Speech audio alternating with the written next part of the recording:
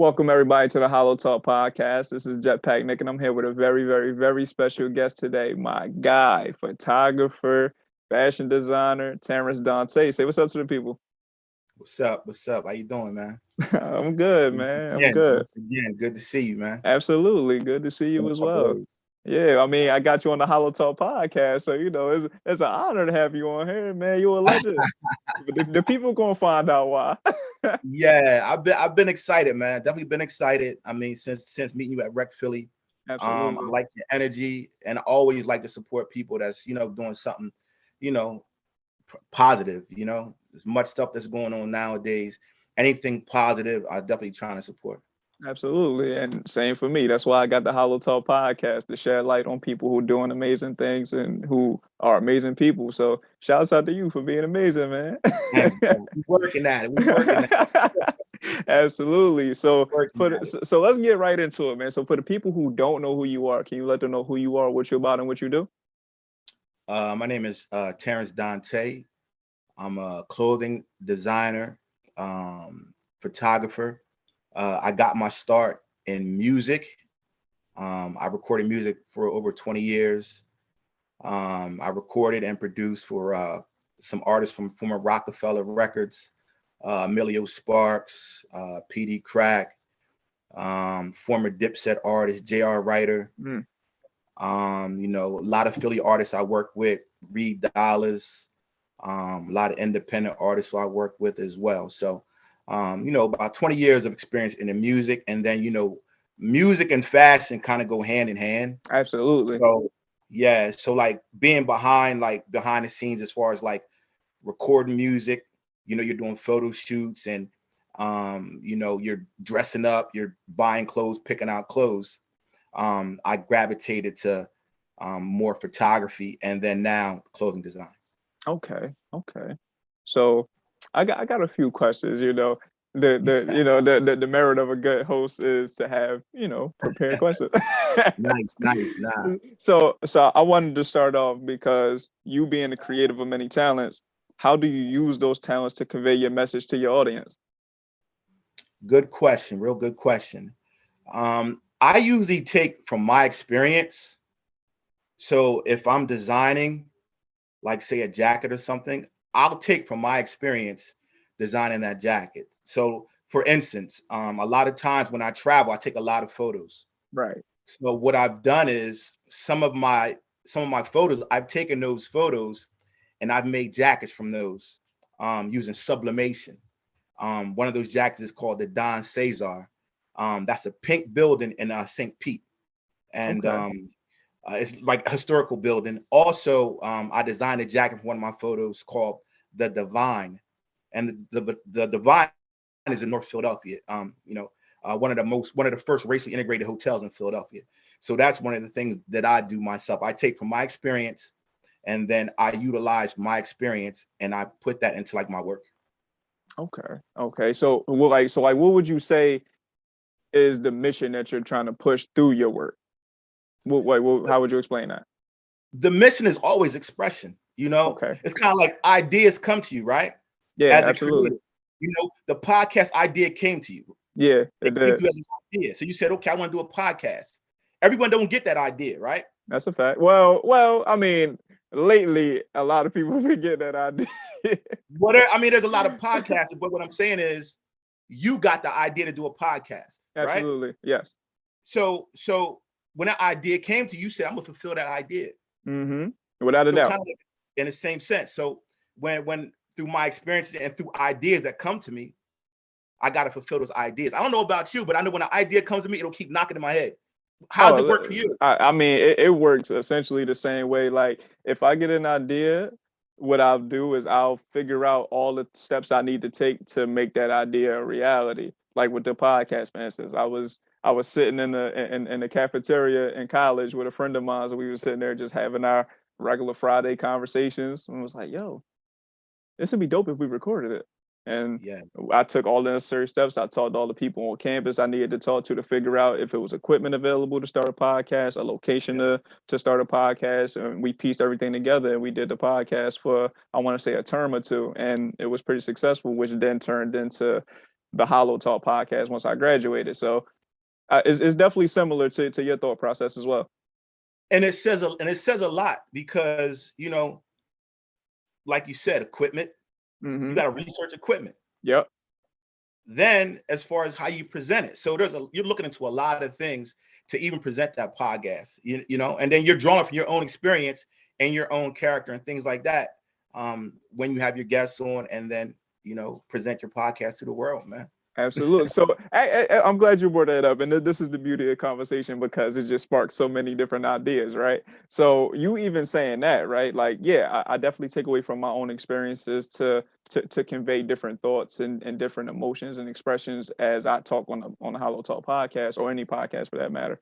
And the fact that I have like other people who are in similar of that thought process only makes the conversations that much better. So like talking to you, we only talked for like a few minutes so far, but I know as this conversation goes on, we're going to expound on so many different things and so many different ideas that we have or that we had or the things that we've accomplished or will accomplish. And for that, I just gotta say it on record. I'm super excited. So here we are, ladies and gentlemen. Let's get to Definitely, it. definitely. I'm all for it, man. You know, I look at each day as a blessing for one, Absolutely. you know. So for me be here talking to you about what I do and share my experiences is great. And then same, hearing your experiences and things like that is also great for me. You know, because that's how we build off each other, even creatively. You know, you can't do everything by yourself. So I mean, you're going to sprinkle some little dust on me. I'm gonna sprinkle some little dust on you, you know, and then we're gonna, you know what I'm saying, we're gonna touch a lot of people. Course. And we building, man. We Yeah, building yeah. something special. So I kind of want to go back to what you were saying. So, you know, you definitely was talking about, you know, getting your start in music and, you know, transitioning to the arts and everything. So for you specifically, right? Is it like a specific form of art that's most effective in expressing your thoughts and visions? Good question. Real good question. Um, I would say I'm more of I would say, I guess, visual. Mm-hmm. So did that answer your question in a sense? Like I know, like, for me, visuals are real important to me. Why is So that? like whether it's a video, whether it's a photograph, whether it's a jacket, I want to make sure that it's visually appealing. That's just me, and that comes from having a music background.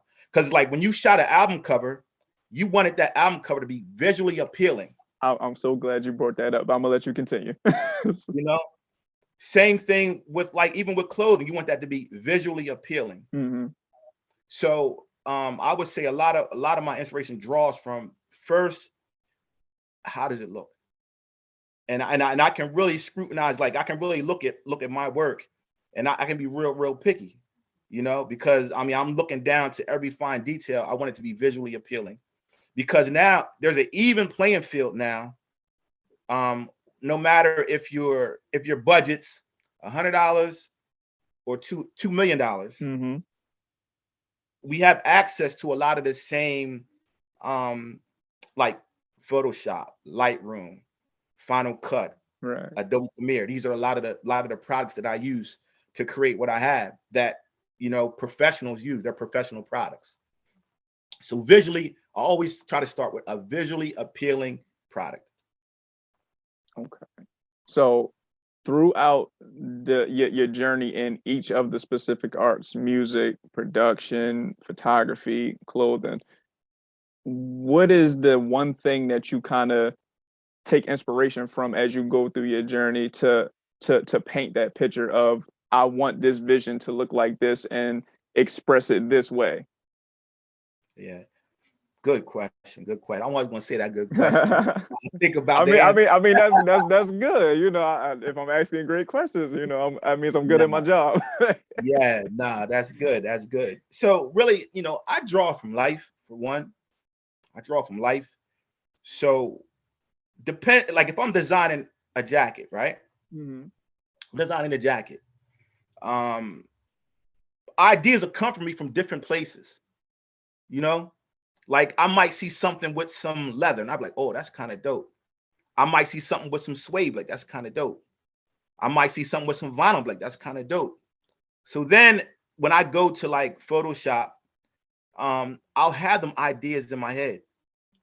So then I'll start playing with them. I'll say, let me see what leather looks like on this jacket. Let me see what suede looks like on this jacket. Let me see what vinyl looks like on this jacket. So pretty much I draw my inspiration from, my surroundings, people I come across. And then, like they say, there's nothing new under the sun, Right. in a sense. Like we all draw inspiration from each other. Mm-hmm. Even, so that's pretty much where I start. I draw from experience, I draw from inspiration from things around me, and then I go ahead and cook up my own little gumbo. Okay. And that inspiration, has that changed from the moment that you started on this journey up until this point, or has it been the same sort of inspiration? It's pretty much been the same, man. Like I'm a creative guy. I don't do numbers. Like, like it's kind of like math. Some guys get math, right? Mm-hmm. Like when I was in college, there was guys, they got math, they got the numbers, they understood it. Me, I'm creative. Mm-hmm. So like things that come to me, other people are like, I don't know how you came up with that. So I've always been like that. I've always been creative. I've always I always like clothes. I always like music. I always like photography. I always had like a little hand where I could draw a little bit. So I think that's kind of like my passion and my gift and like my lane. And what comes to me, I try, believe me, I can study for math. My last semester I had a calculus. Mm. Luckily it was during COVID, where I got to take my classes at home. Mm-hmm. So it wasn't as bad, but it was like the class that I dreaded the most, because numbers is just not my thing. Some I people get I understand your pain. I do. I really do, because like even for me in college, like well, not even just college, like all through school, algebra, the yeah. calculus, all I'm like, And did you notice some people got it, right? yeah. Listen, I made sure I sat next to those people. Right. That's what you got to do. Trust me, I can sit with them people all day, and by the time the test come, I'm like blank. I'm done. So That's a fact. I passed though. Exactly. That's all that matters. Right? I passed. That's I, all that matters. I Like got like my I always degree. say, I know how to add, subtract, Hmm. multiply, and divide. So All the stuff that really matter. that's exactly. And balance the budget. So that's really Mhm. when it comes down to Absolutely. it. I think that's probably most important. I'm not building no bridges. I mean, bless those guys that can do it. Trust me. Yeah, for sure. Shouts out to y'all. Trust me, because I know they get in the bag. They get Yeah, I mean, they should be. Not too many yeah. people know how to do that type of advanced math or even want to do it. So for the people who are doing it, it's a high demand for those people. I salute Salute to them. I y'all. salute them. I wish I could. I wish it's and that's tough. Like as a creative, you try to do things that don't come to you naturally. Right. But that's even pushing yourself, because I did learn. I learned math. Hmm. I learned things and I pushed myself as hard as I could, and I learned things to help me build and have conversations with people that may be a little sharper in math. But Right. it also gave me strength. So like you got to know your lane, man. No, You got- so actually that actually brings me to another point, right? So for you being a creative, right? Like, because I know, like for me, I'm not really one of those people where if I go out to a place, I'm hugging a wall. Like, I mean, you probably can attest to this. You seen me at Rec Philly. You was probably one of the first two people that I had talked to when I first walked in that day, and I started talking to you, then you see me talking to somebody else, and by the end of the night, I done made 30, 40 different connections that I yeah, didn't have when I first got there. And I know for other creators, they're very, very introverted. Like nothing can shake their focus of what's going on. Like they just need to be in solitude. They just need to focus yeah. on whatever it is. For you, how do you go through that process of creating? Like, do you need to be in solitude? Can you talk to different people? Do you need to talk to different people? What's your process? Nah, that's a good question and that's a good observation. Um, it's funny because they talk about introvert, extrovert, right? Hmm. So like, you hear some people say like I'm a private person, right? Right. But when you say you're a private person, they might think you're an introverted person. Like you really don't like to network and build conversation with people, right? Mhm. But I mean, I think for myself, when I'm in a space like Rec Philly, I kind of put myself on a spot where I have to, you know, Mhm. network, be more extroverted, be more open, and I think that's what I do for myself because that's a challenge for myself. Like I know I'm a private person, but when it comes to creativity and things like that, you can't do everything yourself. Right. You can't do everything yourself. And then also, you like I said, you open up ideas, you open up creativity when you're networking with people, bouncing ideas off people. I think that's where you find the true beauty of being a creative. Mhm. Yeah, because for me, right, like I was saying, I go to a bunch of different networking events, and for the longest time I can remember, I was always pretty good at networking, even though myself, like I'm pretty private. I like to keep a close circle of people Yeah, or whatever. But I'm not like I'm not so blind to the fact that like what you said, you need people in order to be successful, especially as a creative. Like I could have made this podcast and was like, I'm just gonna be on here and talk by myself. And then after a while, I was like, I don't want to keep hearing this one person talk. Like, you know what I'm saying? So like for me, like my creative juices flow when I'm around other creatives. So I put myself in positions like to go to Rec Philly or to go to any other type of networking event where it's a bunch of creatives who do music, photography, videography, podcasts, or whatever, painters, writers, whatever, right? yeah, That allows me a chance to one, learn who you are as a person, learn what your creative process is, and see how I can adapt and apply that to what my creative process is. Even though it's still my creative process, I get to, definitely, definitely, derive different things from different people and see what's definitely. successful. And then it also allows me a chance to not only meet you, but build a rapport with you, and then possibly collaborate with you, not only Yeah. just on the Hollow Talk podcast, but anything that you're doing or anything that I might want to do. Like for instance, like I got the Hollow Talk podcast merchandise that I've been working on. You're a fashion designer. There we There go. we go. There we go. There we go.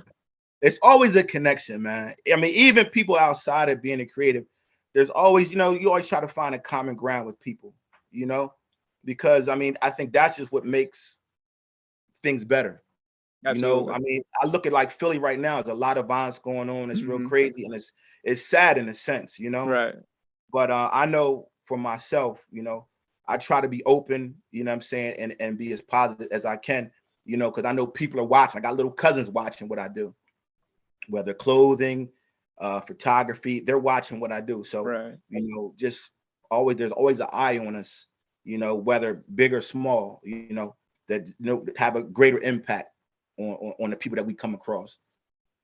Yeah. I mean, again, like having a podcast, right? Go. For me, taking this opportunity to be like, yo, I have a forum where people can come on, feel comfortable talking about what they want to talk about, where in most cases people aren't really comfortable talking about their lives or who they are or what their thoughts are, their emotions or whatever, right? I created a space where people can do that I meet, or even just for myself. If I wanted to come on here and just talk about something, I can do that without any restrictions, right? So Nah, that's dope. right. So, and I appreciate that. Thank you. So, for creating that space, right? I tell everybody like I take it very serious because one, there's a lot of power in the tongue.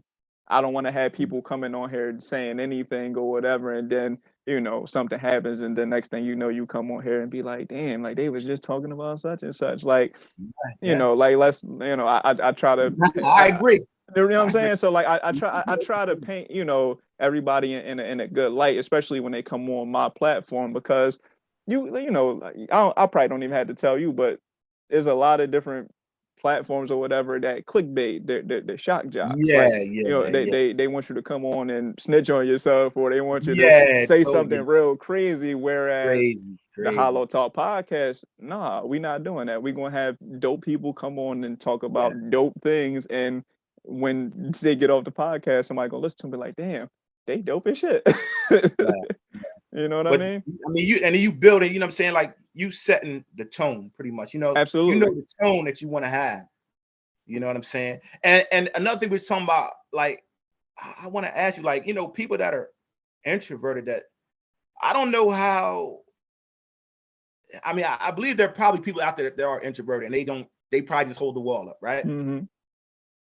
And they may be creative. I mean, I'm not really sure how they even make moves. I don't know if you get like So, that's a so good question to find out. Like I don't know. I mean, all right. So, like, let's break it down. Let's dissect this, Yeah, right? so, so for me, right, I can only really speak on my experience, but um, before I really became like in tune with who I was as a creative, I was really like taken aback about putting my stuff out for public consumption, right? okay, yeah, And that led me to be a wall hugger, basically, like, yeah, not I not got not be in the mix and miss opportunities or pass on opportunities, if you will, right?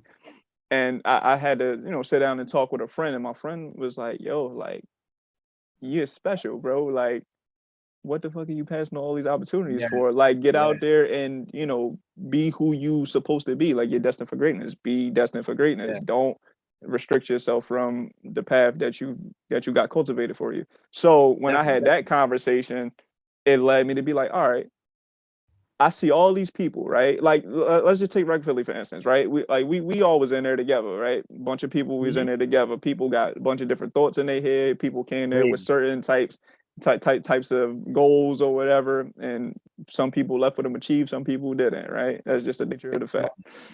yep, So for me, right, I walk in a space like that. I see all these different people. I know that everybody probably has the same sort of goals. Like, I want to come in here, I want to network, I want to talk to people, this, that, and the third. Some people took initiative, such as myself, to go up to different people and yeah, express, like, yo, like, what's your name? What do you do? Yeah, I got a podcast. Like, I would love for you to come on, this, that, and the third. definitely, Not even thinking about, okay, this person probably wanted to do that, but the fact that I yeah, did it first, now they're comfortable. Now they, like, oh, like, it's okay to do this. Like, it's okay to walk yeah, into people yeah, and yeah, talk or whatever. And some people never get comfortable that way, which leads them to miss opportunities and pass on opportunities where it could have changed their life for the better. And I just yeah, never wanted to put myself in a position where it's like, damn, like, all I had to do was walk up to this person and talk to him. Like, the worst thing they yeah, could have said was no, or I'm not interested or whatever. But at least I took initiative to do that and hopefully make an impact on them. And maybe somewhere down the line we could do something and collaborate, whatever. Like, yeah. No, communication runs the world, bro. absolutely. You know what I'm saying? Like the better you can communicate, the more opportunities that you'll get. And that's whether, I mean, if someone offered you $1 million right now to be on a podcast or whatever, right? Some Hmm. national broadcast, right? Hmm. You're going to have to communicate with people, executives and people like that, Right. So you're going to have to communicate. I mean, that's just how it is. You're going to have to communicate. Hmm. And I think like even at Rec Philly, being an introvert, I know for myself, I came in, you came in as an observer. You were observing. Yep. When you come in the room, you come in, you like, okay, let me see what's going on here, right? Hmm. Of Like, course. yeah, see what's popping. You know what I mean? See what's Hmm. popping. And oh, he look cool. Let me go ask him, see what he do. Oh, he look cool. Let me Hmm. go ask him, see what he do. And then you start making your rounds. Right. Now you done made 10 connections. Hmm. You know what I'm saying? So you accomplish your goal. But Yep. communication is key, man. Communication. If you don't say anything, you know, opportunities will pass you by. They will pass you by. You know what I'm saying? They definitely will.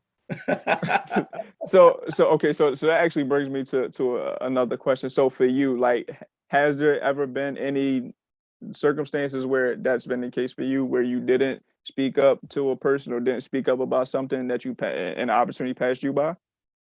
Hmm. I think for myself, I think negotiating money sometimes, it can put you like if someone offered me a certain amount of money, um, you know, as they say, you should always negotiate, right? Mm-hmm. You should always negotiate. Yeah. So I think that's one thing I know I can do better on, because you know, you definitely have to maximize your opportunities. And then a lot of times people expect you to communicate and negotiate anyway, you know. But then, when I was coming up, it's like someone offered me a certain amount of money, and I'm like happy, and I'm happy with that number. Um, you know, I may not negotiate for more. So I think that's one thing that and that also goes with communication. Right. Then also, how do you feel about negotiating? You know what I'm saying? So, it's a fine line, and it can be tough. I definitely can say that. So, I think that's one point where communication is important.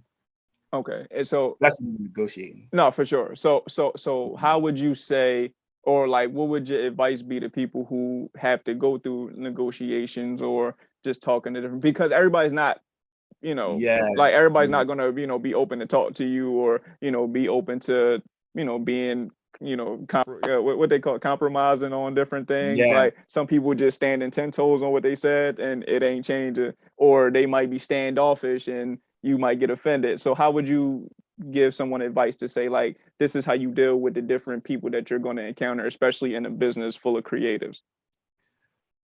I would say it depends it depends on how you say and how you word it. You can Google that and look up ways to phrase your negotiation. But I can take a good example, right? Okay.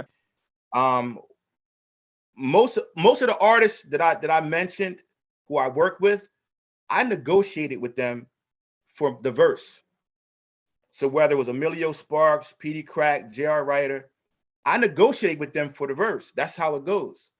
You know, I throw a number out there, they throw a number back. So you got to communicate, and I'm saying, like, I know my limit. I know I'm saying, I know what I can afford and what I can't afford. Right. And then you just try to come to a medium. If it don't work, it don't work. But it's business. I like for like I'll take an artist I hired for a verse, right? Mm-hmm. I'll say, okay, my budget is this. He's like, well, really, for me to do a verse, I need this. Now I'm like, well, I can do this, right? Mm-hmm. And then if he can do it, cool. If he can't, I understand, but that's all in the communication process, when you're negotiating. So that's part that, I mean, all my features, I negotiated myself.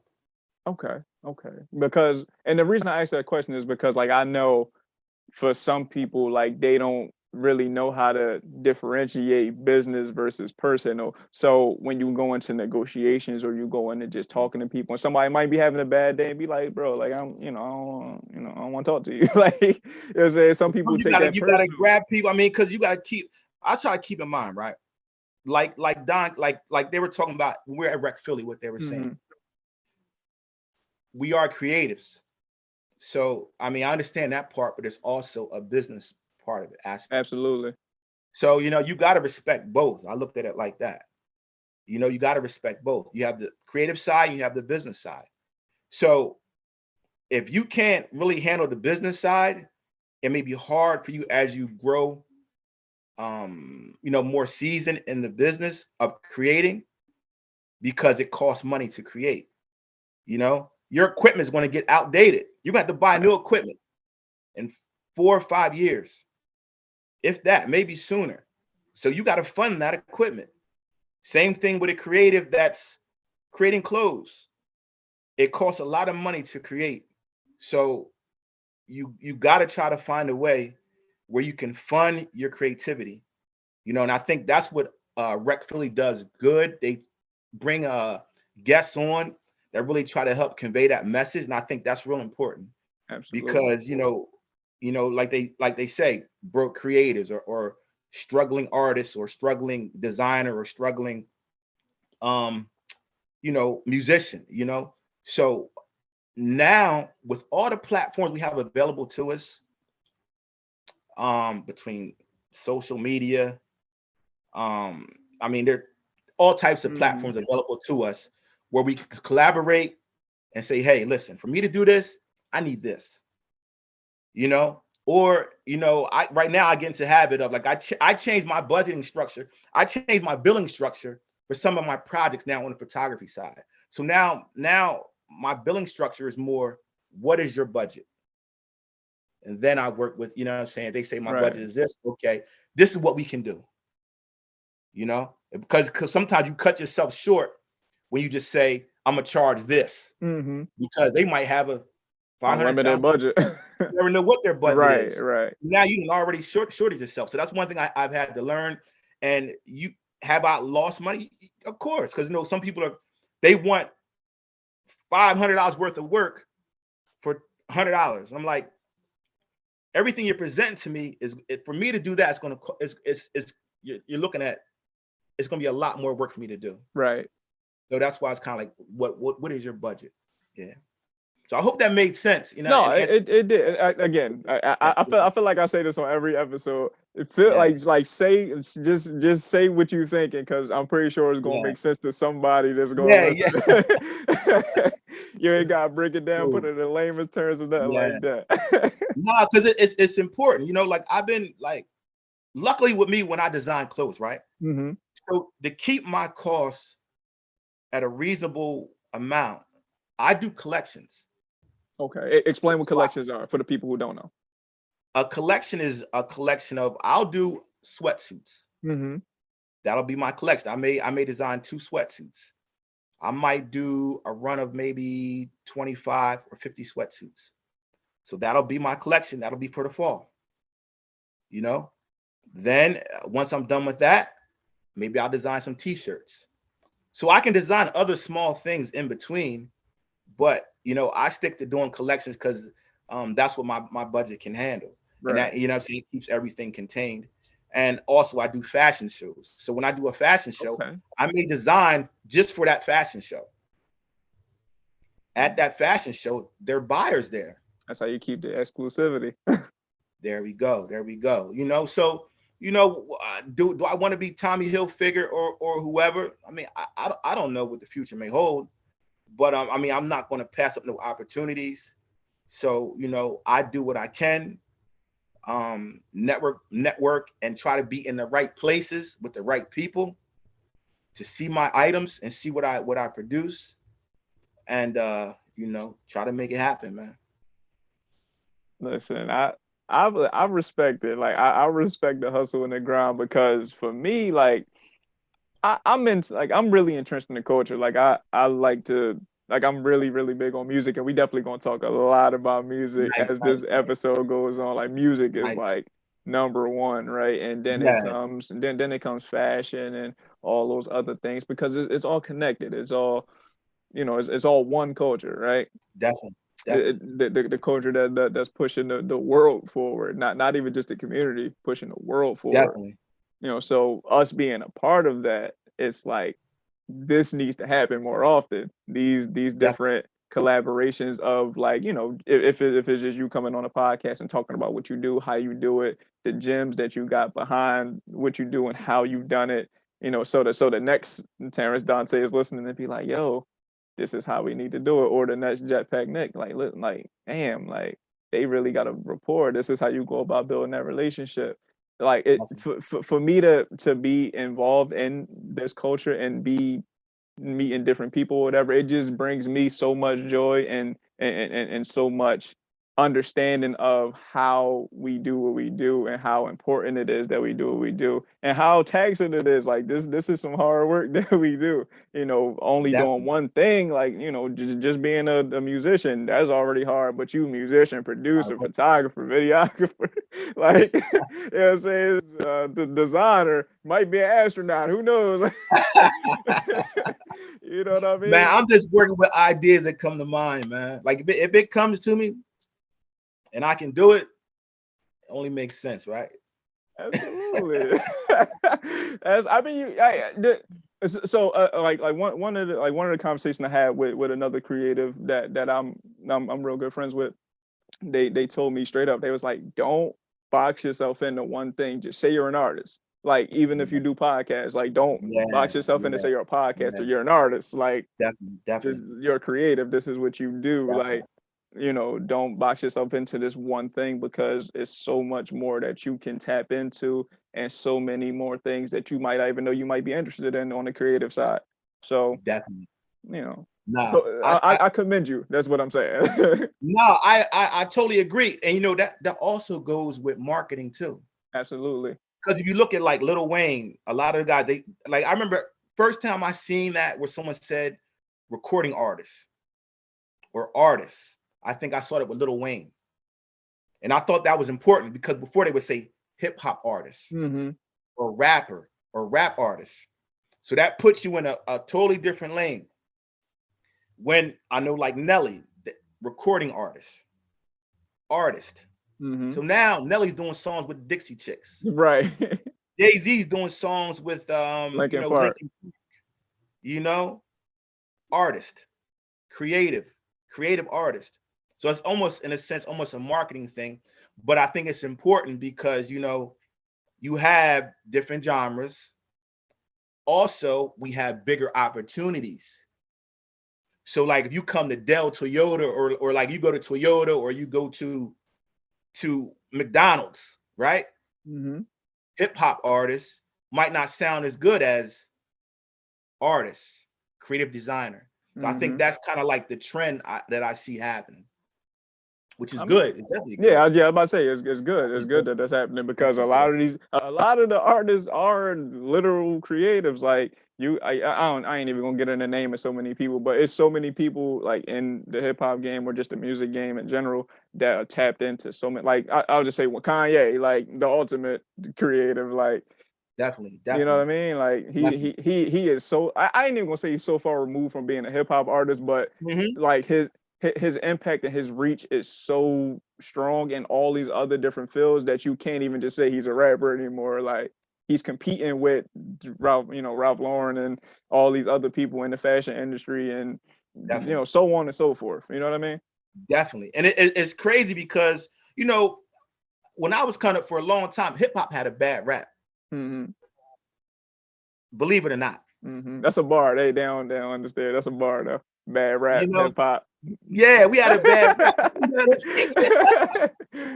We had a bad rap. Honestly, we honestly did. Like you're gonna have hip hoppers here. There's gonna be violence. There's gonna be crime. There's gonna be this. So now to be embraced is a beautiful thing. Not saying that, like, we came to party, man. We came to have fun. We weren't trying to have no violence or start no trouble. We was trying to enjoy our genre like everyone else, right? Rock and roll, country, every other genre. As hip hop developed, you had different waves, gangster wave, and even now with the drill wave. I don't know if you've seen. I think like 4 artists that were on the Rolling Loud because they were drill artists. I believe they got removed.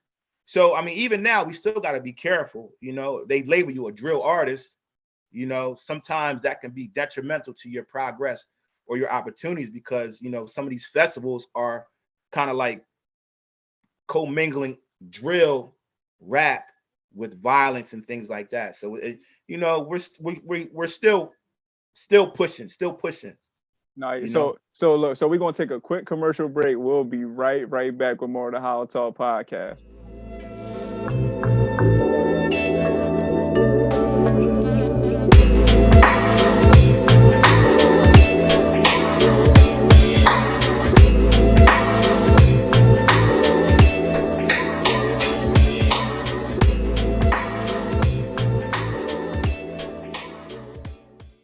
Welcome back, everybody, to the HolloTalk podcast. We back from our little commercial break. We back with my guy Terrance Donte, man. What's up? What's going on? So let's just get right into it, man. Because I've been pondering about this question for a little minute, right? So you own a fashion, I guess you call it a fashion company, right? Yes, correct. Okay. Yes. So it's called, I'm gonna take my time to pronounce it. It's called Perush Karabu, right? Correct. All Yeah. right, cool. So the name Perush Karabu, also known as the Porsche Club, is Japanese for Yeah. Porsche Correct. Club, right? Yeah. So for you, that represented something inspirational for you as you started your journey in the arts. Now that you've made your mark, what drives your inspiration now? Um, Pretty much, just designing, like, creating. Like I said, my inspiration comes from everything around me. So for Peruse Kurabu, right? That started out with music. Okay. All That right. was my production company. Oh, okay. All right. Okay. Yeah. There we So go. what I did was I made jackets for my friends. I made 5 jackets for my buddies. That's it. You like that, but damn, When I made 5, like I didn't actually cut them and tailor them and all that type Right. stuff, but I visually designed them. So when I designed these jackets, um, you know, people started asking. No, I designed one for myself first. Matter of fact, I'm getting ahead of myself. I made one jacket for myself. People started asking about the jacket. So then from there, I said, all right, my cousins wanted jackets. All right, cool. I'll get you guys jackets. You know what I'm saying? No problem. Then other people started asking for different jackets and different things. So then, working with the models in photography, I said, let me start designing stuff for them. Mm-hmm. So, it just started going, it goes hand in hand, fashion, photography, music. So then I started designing stuff for the models I work with. So I pretty much call, Perush Kurabu is kind of like my club of friends, because that's pretty much how it started out as. I have Terrance Donte photography, like straight business, Right. you know. And then I have Perush Kurabu, where I can be more creative. I can do more daring stuff. I can design stuff. I can be a stylist. So it gives me a little more flexibility. With Terrance Donte photography, I'm pretty much hired as a service. So I pretty much got to follow whatever I'm hired for to do, you know. With Perush Kurabu, I can create, I can design, I can style, and I can do what I like. So that's pretty much how things developed. Okay. All right. So, hmm. It's so many places I could go with this, man. Because like because like we talked on the record, and you definitely put me up on game, but like what y'all do and how y'all do different things or whatever. So for like again, as a fellow creative, seeing that it's like, yo, that's something that's like that's something I aspire to do, like have a creative outlet other than the HolloTalk podcast, of course, where I Yeah. could like bring my visions to light and put it like into I don't even know like how to call it, like some merchandise or like just in any creative outlet that I may have, like that's outside of the podcast, because I always got thoughts going on in my head, especially talking to different Nah, creatives, like so for you to have an outlet like that, like I guess what I'm trying to ask is how does that alleviate the stress of having like those different thoughts in your head, knowing that I got an outlet where I could freely do what I want with these thoughts. yeah, I think that's real important because like I was saying, the ideas are going to keep coming. And I don't know about you, but I know for myself, certain things I won't be able to sleep. No, that's a fact. Like if I have an idea, like even with this podcast, right? Hmm. I'm like, "Oh, I gotta make sure I call my man for this podcast. You know what I'm saying? I gotta make sure I'm prepared. So like any idea it just keeps knocking at my head until I finish it. So it's kind of like clears up space in my head to get things done. Okay. Yeah, I need that. Because I mean, because like I said, for me, it's only the Hollow Talk podcast at the moment. I've done other Yeah. things, but it wasn't specifically for me. So like the fans would know that like I had made a compilation tape, like a mixtape. I basically A&R did, I guess you could say. Like I had a bunch of different people who did music on the Hollow Talk podcast. I had went to them and was like, yo, I think it would be dope if we made a compilation tape of some of your Mhm. music or whatever. So that way, for one, I can say thank you for you coming on How It's All podcast, while Mhm. also giving you an opportunity to hear, like, have people hear your music along with That's other dope. dope artists. And, so that way, each fan base could collaborate with one No, another. that's real smart. That's real Yeah, smart. so like I've done other things like outside of the specifics of what we're doing right now, Mhm. but it wasn't necessarily for me specifically. Um, So for me, like I'll be thinking like, damn, what can I do for me that would help my creative process with the podcast itself while not being on it? And Mm. that was Mm. something that was pretty dope, like making the compilation tape. It's called the HolloTape. So you could find it in No, different that's real places. dope. That's real dope because your ideas, you know what I'm saying? Like always be positive about everything, right? Hmm. Right now, the podcast may be your baby right now, right? Yeah, absolutely. That might be your baby that you're nurturing right now, right? You still have the idea with the compilation tape, right? Hmm. You can still do that whenever you want. Yep. You know what I'm saying? So you're building connections now. So you can always come back to that. You already have it. So that's what I try to keep in mind myself. Even as I do, I pretty much stay with clothing, photography, and music. Right. So like they all balance each other. You're doing a podcast, you might be working with, interviewing a recording artist. You have an artist now. Hey, send me some music. I want to do this Hmm. mixtape or whatever. Boom. Now you're building your artist for your mixtape. Yep. Whether it be next month, 2 months from now, either way, you still made that connection and got the music. So you're like you got to think of you're multitasking without even knowing it. That's very You know what I'm true. saying? Like without even knowing it. So I keep in mind. I try to do at least one thing a day, Hmm. whether it's one thing a day that's going to whether it's think of designing something, an email, something that's going to further me in my craft, in my journey.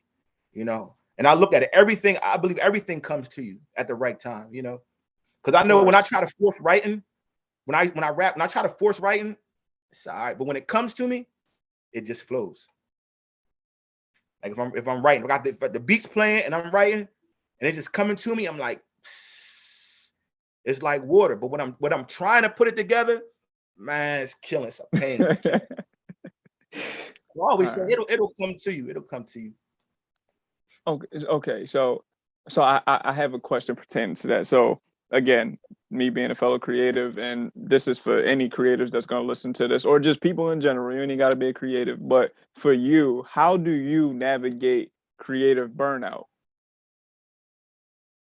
Take a rest, man. Take a rest. Like literally take a rest.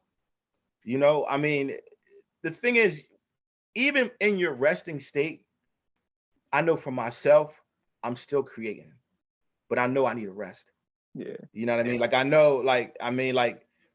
know I gotta maybe switch lanes, maybe have someone else do some creating for me, you know, and then all I'm doing is okaying things, approving items, instead of me creating on the creative side, because that can be a lot Yeah. trying to create. And then also you're competing when you try to create, even with fashion. There's always competition in photography, there's competition in what we do. So I think for myself, what I'll try to do is when I know I'm getting a little tired, nothing really coming to me, I try to definitely look for people to collab with so then they can put in a lot of their input. And then all I got to do is say, hey, that's dope. Let's run with it. Hey, that's dope. Nah, let's try this, and it takes a little burden off me, less stress. But So, definitely oh, my rest. fault. Go ahead. Go ahead. I'm Yeah, sorry. nah, you're cool. Yeah, yeah. So another question that I have is because I know you alluded to having a team in different aspects of your creative process. So Mm. being that you are involved in a few different creative outlets, right? How important is having a team in each of those creative outlets? It's priceless. It's priceless. Because like you don't know like I don't know everything. Right. I've learned a lot because whether out of force, I had to learn. So like, am I great at Photoshop? No, but I'm pretty good at Photoshop. If I need something outside of what I can do, I'm hitting somebody up. I'm hitting one of somebody on my team. Like, hey, can you do this for me? Or I might sketch it up and say, hey, I need you to elaborate this and put it in digital Mm-hmm. form. I need you to clean this up, make it for embroidery. So I think having a team is definitely vital. It takes a lot of weight off your shoulders. And then also creatively, it gives you different perspectives. Like I design mainly for myself. If I design a Right. jacket, I'm designing a jacket I can wear for myself. I'm not even gonna hold you. I design a jacket for myself. Like I'm a create a jacket that I know I'm a rock, you know. Then sometimes, I got little cousins and like, hey, oh, you should try this. Or well, I got big on, yo, Uh-huh. nephew, you need to do this. So, I listen to what they saying. I'm like, that's pretty dope. Because if they're asking for it, there's a market for it. So I say, let me try this out then. Okay. You like hoodies, like black hoodies with certain things. And okay, maybe I'll make some black hoodies, So, just taking the input from people around me. That's part of my team as well. But then when I need specific tasks done, I definitely assign those out. Okay. Yeah. Because I mean, for me too, like, I'm not the best editor and all that type of stuff. So It's I a got lot. I got people who help with editing, or people who help with logo design, this, that, and the Yeah. third. And they allow me a chance to focus on the core of why everything else works, which is Yeah. this interaction right here. So all I got to do is focus on hitting networking events, or cultivating these relationships with different people, and hitting the DMs and be like, yo, you want to come on the pod or whatever, and then having the people come on the pod, plan for it, and then execute it, and that's the main thing I got to focus on. While I can overlook everything else and be like, all right, how Mhm. we doing on this side? How we doing on that side? The logo Definitely. come good, the edit's looking good.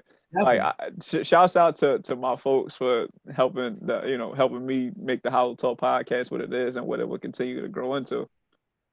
I work with manufacturers out of Pakistan. Mm, I work with manufacturers out of China when I design my clothes. I don't know how to cut and sew. right. I don't know how to use a tech pack. You'll hear these terms when people design clothes, Hmm. right? When I first started designing, I have a tape measure and I would measure the hoodies that I have. And I would send my measurements to the manufacturer. I would get a sample first. Samples can be expensive. Well, they are expensive. Yeah. One sample hoodie can be about $150 because it's Hmm. being cut, sewn, and all that Right. type from scratch.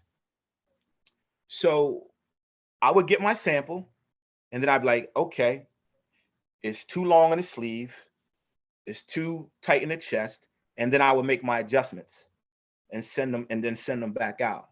Luckily for myself, when I reached out and was trying to find manufacturers, I got real lucky um, on like my third attempt because some China, the sizes are different.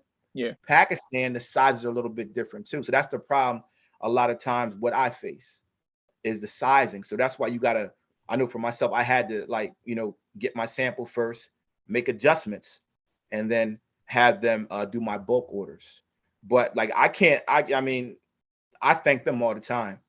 I mean, whether it's the communication, because sometimes, you know, English here and it's and like English when you're speaking to someone that's English as a second language, Hmm. you gotta be real clear. Like when you say certain things, like wide or I mean, I'm trying to think of an example where in clothing design, I might say a term and they might think it's something different. Right. So that's why I got to be real specific and say, okay, 26 inches, 27 inches, because even other countries have different measurements as well. Hmm.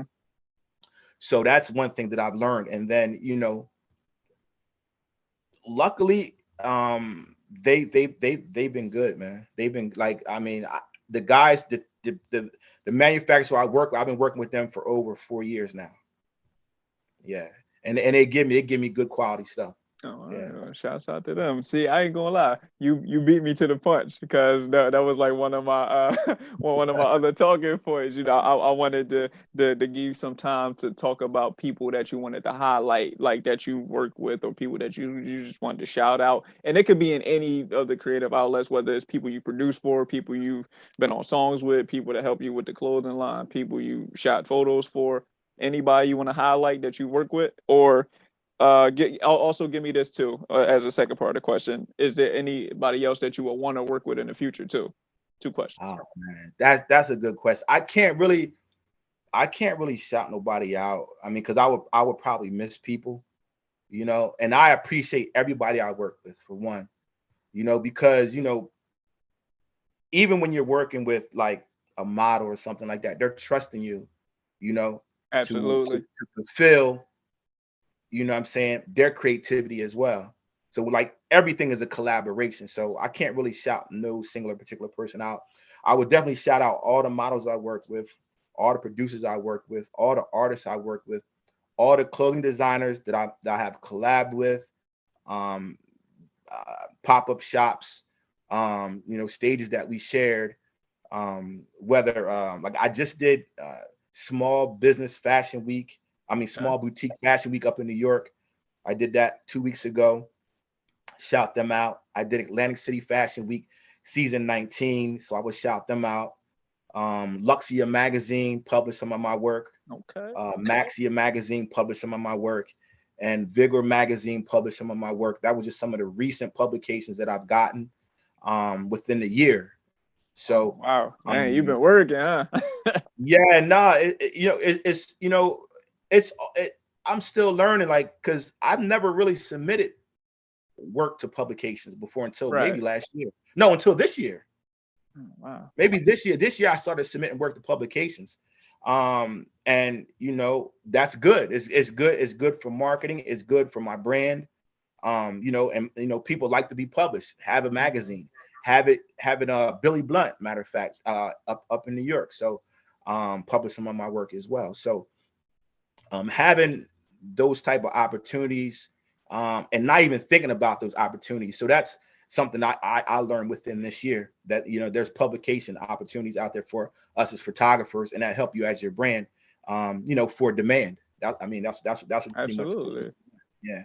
I mean, it's kind of similar to like the podcast, right? So like when we talk about marketing, and that's like a big thing that I really like to focus on when I talk to people about business. You gotta put your business in people's face. Like people don't really search for anything like unless Nothing. it's right in your face and you could click on one link, like they're not gonna go to it. so Definitely. Definitely. so like the best marketing for me, other than doing that, is word of mouth. Like, so when I bring people on the podcast and we have these conversations and people be like, yo, like you are really dope as shit at what you do, and I enjoyed my time talking to you, and Mhm. I want to continue to work with you on other different things. And yeah, like I like or somebody asks you like, how was your experience with the pot? Yo, like Nick, man, he was dope as shit. Like what I'm saying? Like That's what you that want. yeah, Yeah. right. But like what I'm saying is like I can't even pay to have like that kind of marketing for myself, No. right? Like being able to have a reputable reputation and provide a brand that people is like, yo, when they see that HolloTalk podcast logo or they hear the name Jetpack Nick, they like, okay, I associate this is somebody that's trustworthy. One, two, does real good at his job, and three, somebody that I want to talk to about whatever Definitely. I Definitely. got going on. You really don't get that just by seeing a picture that I post on Instagram or a reel or a TikTok or whatever the case may be. Definitely. You get real stories and real experiences from real people, and at least for me, that's like one of the things that I hold on to really strongly, is because if if 100 people lined up and I was like, yo, how's Terrance Donte with the photography, and they be like, yo, like this the best pictures I ever got taken, like now I don't even gotta look at your work to be like, you know what I'm saying? Like 100 Definitely. people was just like, yo, like he that. So now you got Definitely. 101. You Definitely. know Definitely. what I But mean? that you touched on real. That's important because that's you're standing on something. Absolutely. You know what I mean? And in this business, you know, you can come across a lot of people that don't stand on anything. Mm-hmm. All they try to do is get money and finesse you. So I think that's one thing, like even with me, like I always tell people, I'll be in and I'll be out. Because sometimes it can be frustrating with, you know, certain, oh yeah, I'm gonna do this, I got you, we're gonna do this. And then all of a sudden you call on them, they stuck. I've had a lot of that trying to get people on the Yeah, podcast or people being like, yeah, I'll yeah, come on, and then it's time to it's showtime and then show up. Yeah, I mean, yeah. I guess it just comes with the territory. It come with the territory, you know what I'm saying? But it's like that. Your word is important. You Absolutely. know what I'm saying? Like usually, I keep stickers with me everywhere I go. So I'm always Mhm. giving something out. I got stickers with me. I got buttons with me. So I'm giving stuff out like, check it out. Yo, I do this. I'm a photographer. Hey, I design clothes. Check this Where button my out. You know sticker what I in mean? my button, man? I'm hitting you with something. I was trying to be light that night. That night, I was trying to be light. I caught the train down there, so I was Oh, trying all to be right. light. I You know got what I you. mean? I was trying to be light, and I didn't want to carry no bag in there or anything like that. Mm, Trying to be light. And also, I wanted to come in. I just wanted to observe as well. Anyway, like I've been to rec one other time. okay. But I went that night kind of to observe, and then I was like, like I mean, most people I met there was real cool. Real cool. So definitely marketing is definitely important. You know what I'm saying? Going down there, branding yourself to be reputable, trustworthy, I think is important because it's a small world. Yeah. It's a small world. You'd be surprised. Like even in photography, you know, if I was one of them, like like Hmm. like Yeah, I got you. perverts or some type of, like Hmm. dirty guy or something like that, news back, it travels fast. Hmm. I've seen it happen. Like people will blast you like, don't work with this photographer. He didn't return my photos. He didn't do this. And sometimes it could have been miscommunication between both parties, right? Right. But I mean, you try to avoid that. I mean, I never had that happen to myself, you know. But I'm just saying, like, it's a small world when if you do something that could be, kind of shady or something like Yeah. that, you'd be surprised. Yeah. Yeah, because like honestly, like you really can't pay for that kind of like No, your yeah, word. I came up with your word is your bond. See, this difference. The way I camp your word is your bond. for sure. You see what I'm saying? So that's totally. I take my word to. I take my word like that's something I heard that dear to me, and that saved my life. Like I know it saved my life. There have been times, when I was younger, like I was in the streets, I got booked and things like that. And there was a time where a guy I know, we cool, my man. He came to me with a gun in his lap, right? And he was like, such and such told me that you said this. But I was like, that don't sound like you. And I was like, nah, you know me, I ain't say that. Like I ain't Right. had nothing to do. What happened was my man, his brother got jumped Okay. and he robbed him. And he tried to say I set him up. But he know that's not how I play. Right. That's not my thing. And he came to me, gun on his hip, was like, yeah, I just had to ask you. But he said, I know that's not you. Because he know, what I'm saying? My Right. word, I pretty much hold, what I'm saying? I pretty much keep it tight, because it's a matter of survival, whether in the music business, creative space, whatever, your word it holds a lot of weight. Okay. So, And fulfilling your word. oh, all right. So, hmm, this is a lot to unpack. No, it's a lot to unpack because I didn't know Oh that. yeah, I hope I hit you with I too didn't know. much. No. It's all good though because Yeah, and I hope you it's caught that. prompted me to 'Cause for sure. So let me ask you this, right? So being that we are in a business where not everybody's authentic and authenticity rarely Mhm, reaches the forefront, right? For definitely, you definitely. being somebody who stands on being authentically you, how do you stay that way being surrounded by so much fakeness? Get money, man. Say less. I don't, you know what I mean? Like, if we getting money, we getting money. I care less about anything else, to be honest with you, right? So it's like everyone has their own motives, right? Some people want a Bentley, some people want a BMW, some people want a Honda, some people want the bus. That's your option, your choice. How you go about getting that is your option and your choice. Right. You know, I know for myself, I like nice things. I'm not even gonna hold you. I like nice things. So anything I do, I try to maximize my efforts so I can get money. That's it. You know what I mean? Whether it's $1 or $1 million, the opportunities that come, I try to take advantage of the opportunities that come and get money, because you can't. There's certain things like you can't control. You know how people are and actions and things like that. All you can do is control yourself and how you respond to them. You know what I mean? So I pretty much try to, like I said, I stay in my lane.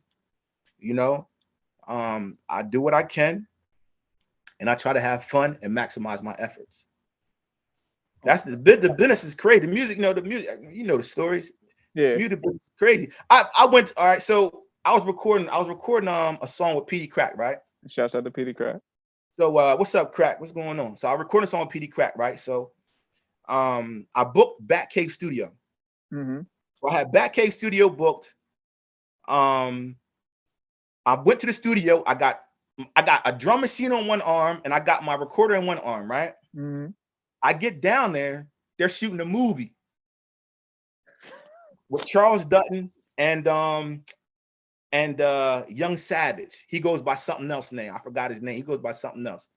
So I get down, I got my drum machine and my recorder, and I'm like the engineer goes, "Oh, your session got bumped." I'm like, "How my session get bumped?" Like I got, I got Crack coming to record. And I don't know if you heard of Charles S. Dutton, but Charles S. Dutton, he's an actor. He was on the movie. He was in the series Rock. Yeah. Mm-hmm. I remember him just kept laughing at me. He said, he just kept laughing at me the whole night, like, because I'm sitting there like, yo, how you gonna bump my spot? Like I paid for my time in the studio. You just bumped me like it was nothing. And I got an artist coming that I Right. paid. Mm-hmm. So now I'm calling Crack like, yo, do you know another studio we can go to, because we can't record here. They bumped me because they're shooting a movie. So we found another studio. We end up recording at UE Studios. Okay. And we recorded, got my verse done, and we chopped it up. But that's the type of stuff that happens. I can tell you all types of stories where feel free. Listen, you got full autonomy Yeah, to tell me whatever crazy. stories you want to tell me.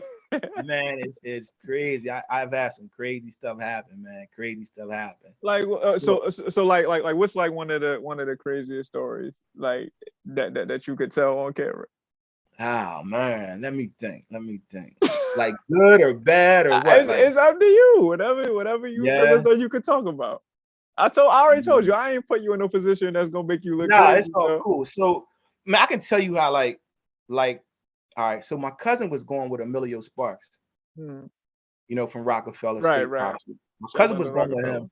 So that's pretty much how I got connected with him. Okay. My cousin called me, was like, "Hey, I'm talking to Sparks. Y'all want to talk?" And we did some business, and shout out Sparks, real cool dude. Shouts out to Sparks, man. You know what I mean? Real down to earth. Probably one of the first. He was probably one of the first artists. Me as an independent artist, and him being signed. Probably one of the first artists that I actually I worked with, and like we were together in the studio. Right. Because I know a lot of times you might just send the beat and they'll send you the verse back. So that was one. My first verse I got from AG. Now AG is from DITC. All right. So okay. So for the people who don't know, right, and you probably don't know this because this is our first time talking on record, but that's where I come from. Like that's my because Big L is my favorite rapper of all time. See, that's what I'm talking about. Yeah, that's what I'm talking. So yeah, I just wanted to shout that out. So because a lot of people don't know AG. Yeah, right. Showbiz and AG. He been around for a while. Yo, shout out AG. Hey, Shouts out AG. Shouts out DITC. Joe. Shout out the whole DITC. Buck Wild. Shouts out to all y'all, man. L, rest in peace.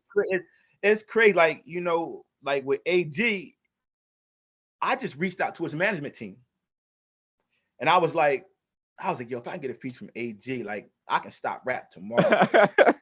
So right now, so a lot of the features I did were more on my bucket list type stuff, reaching out to Right. people and getting stuff done. So, AG, like I sent him the beat, he sent me the verse, he killed it as he would. And rest is history, man. I'm trying to think. I had another story. I'm trying to think. Oh. So this is a good example of negotiating again. So, I reached out to JR Writer's team Mm-hmm. from Dipset. JR Dipset. Writer, Shouts out Verb Dipset. Call. Shout out Dipset. What's Shouts up, out JR Hollow. Writer? Writer, he nice. For Even sure. now, For check sure. him out. He nice. He go For bar sure. for bar. He nice. So I got a lot of respect for the boy. But I was negotiating with his DJ, right? So this is funny. DJ Platt. I ain't even gonna hold you. DJ Platt. So while we're talking, we negotiated the price, and I said maybe I can throw in an extra $50, $50, right? But we already negotiated the price because he's still like, I'm like, well, I said, well, we already negotiated the price. He said, well, you can try throwing an extra 50. I was like, I can try. How you just say I can try, right? Right. You know what I mean? But it was like $50. That's nothing. Like I already gave you, I'm saying what we negotiated for, right? Mm-hmm. So at this time, JR Writer was about to go to jail. Right. So, DJ Platt, he's, we're negotiating, and he sends me a part of the verse. He's like, well, I got the verse. So he sent me a piece of it so I could hear it, right? I'm like, oh, the joint's dope. I'm snapping like, yo, it's crazy, right? The joint's crazy. So he's like, I need the other 50. I'm like, bro, you're tripping. I said, come on, man. I'm like, that was kind of like okay, like, you know what I mean? Like, I can try, but I didn't think he was serious about the other 50. Right. Nothing. He held me to that $50, bro.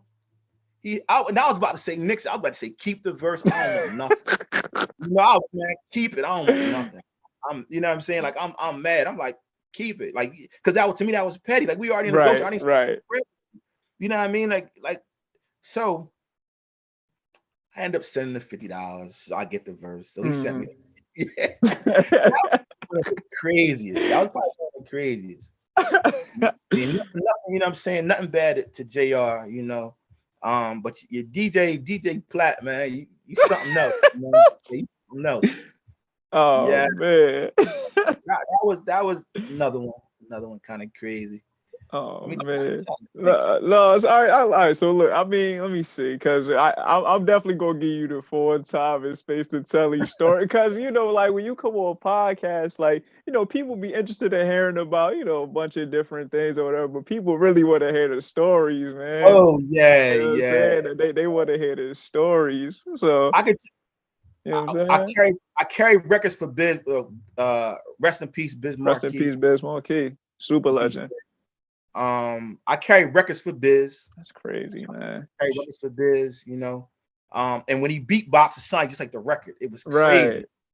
Just like the record, that was crazy, I was on a float. In the Puerto Rican Day Parade with the Rough Riders at the time. All right, shouts out Double O. Yeah. Shout out to Locks. Yo, it was crazy. Eve, Fat Joe came up. Like we had the front float, and like the Locks, and they had the back float.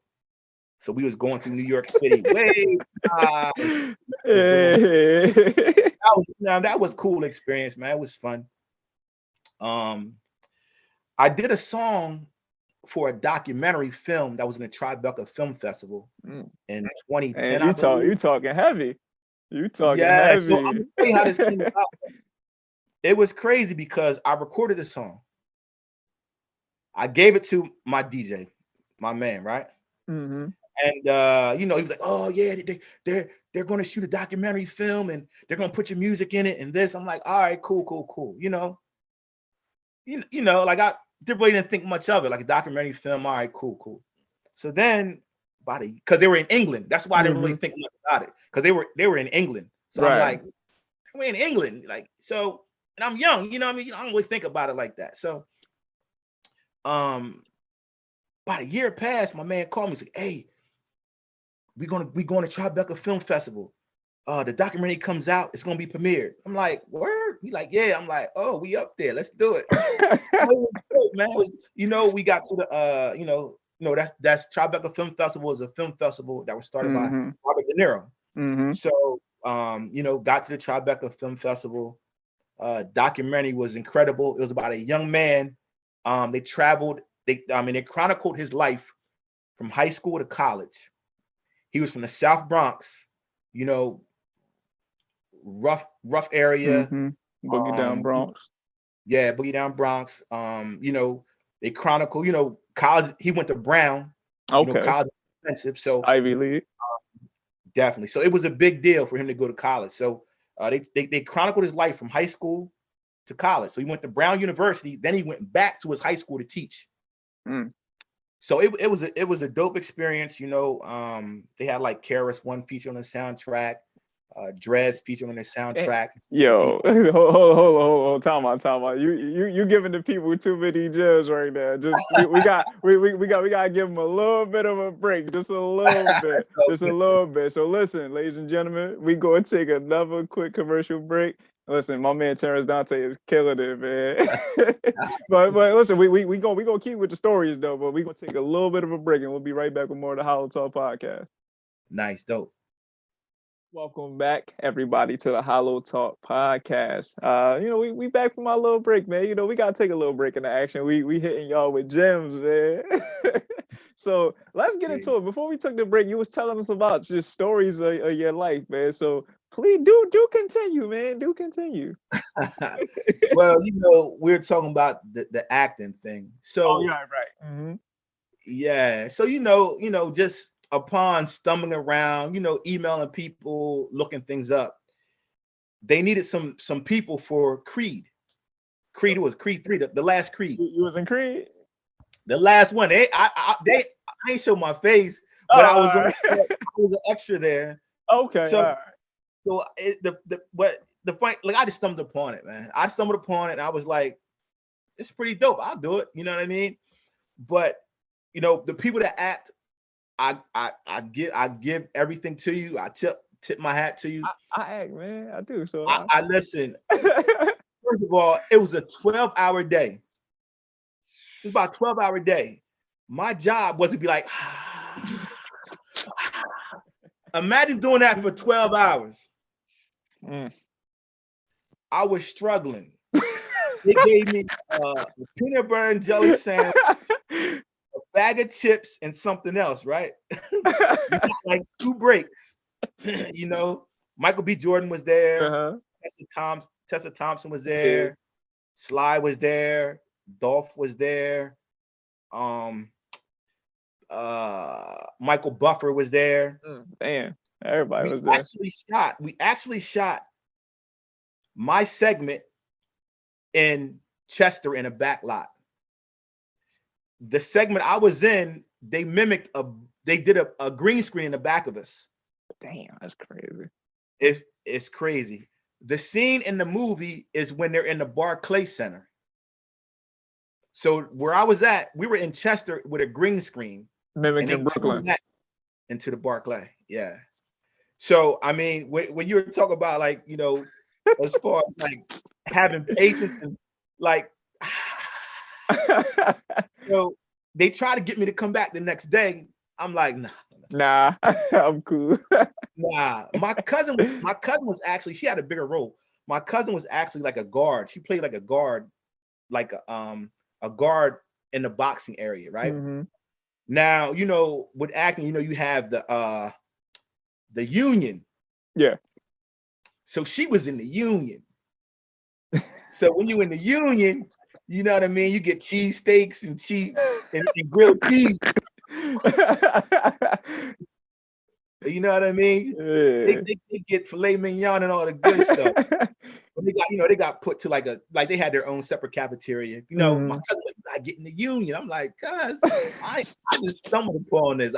It was on my bucket list. Right. I said, let's try it, and that was that. No, that's what's up, man. Because again, like for people who listen, they know that I act too. So I come from a theater background.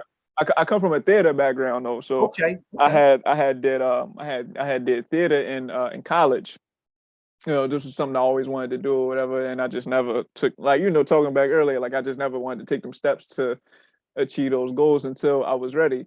Then I got ready. I started working like behind the scenes at first, just to kind of observe, like how you were saying I was doing when we was at Right Hmm. Philly. I was just observing, seeing, how everything worked or whatever, who was who, what was what, how this plays out. Then I found myself on stage. And I got on Hmm. stage. I enjoyed it. This was something that was natural. Like I was able to go Yeah. through the process of understanding what I was doing, what the Hmm. meaning of what I was doing was, and I was able to You was connect getting the to it. character and all that type of stuff. Right, right. I was able to Hey, connect to it on a different level to where when it was showtime, like I was ready to go. It wasn't something I was just doing just to do. Like this yeah, was something I was doing to that convey a transform. certain kind of message and make it all that it could be. As far as what I could do as far as my abilities was concerned. Hmm.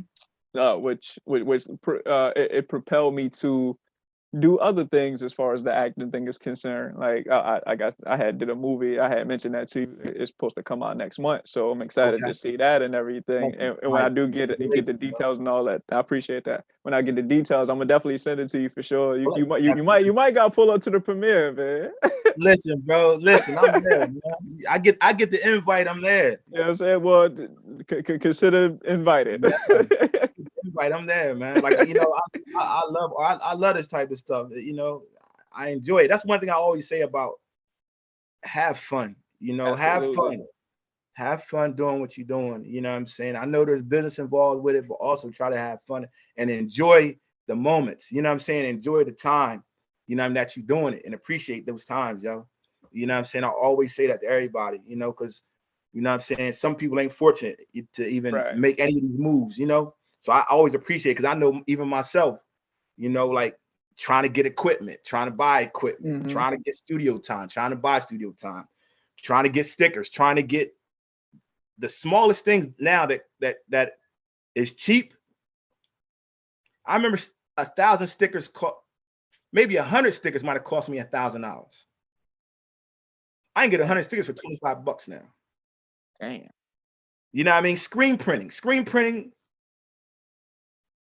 When I was coming up, screen printing was astronomical. Maybe $1,000 or more, and you're 12 t-shirts or 24 t-shirts, whatever. Now it's nothing. That ain't nothing. DTG, sublimation, all the technology we have now for clothing and music.